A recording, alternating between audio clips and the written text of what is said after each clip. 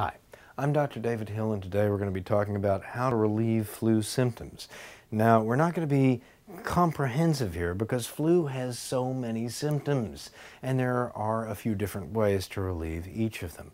But if you catch an influenza virus, there are several things that will happen. The most prominent and earliest may be muscle aches and body aches accompanied by fever. The best thing for this is an antipyretic medicine. What does that mean? Something to reduce fever. The most common are acetaminophen, which is what's in brand name Tylenol, or ibuprofen. The most popular brands there are Motrin and Advil. If you're an adult, you could also go ahead and use some aspirin, but never give aspirin to a child unless you're directed to for a special disease like Kawasaki's, for example. In most cases, aspirin can put a child at risk for a very serious illness called Rye's syndrome. So, you can use acetaminophen or ibuprofen in general to manage aches and fever. What about the runny nose and stuffy nose? Well, some adults find relief from a neti pot. It's like a little teapot that allows you to introduce some salt water up into the nasal passages. That may help. For infants and young children, you can do the same thing with a little eyedropper or medicine dropper. You can put a few drops of salt water in the nose to relieve congestion, and if it's a baby, even suck it out with the little suction bulb that you probably got when your baby was in the hospital. That may enable your baby to be less congested and sleep and eat more comfortably.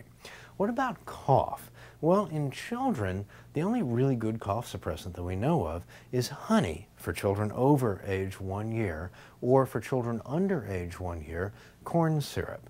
That works better than any over-the-counter or prescription cough medicine that's ever been tried. The cough medicines for children, Mucinex is probably harmless, that's guaifenesin. However, those that contain dextromethorphan or hydrocodone, we no longer recommend, especially for children under age 6, because there's no evidence that they suppress cough. There is always the possibility, however, for toxicity.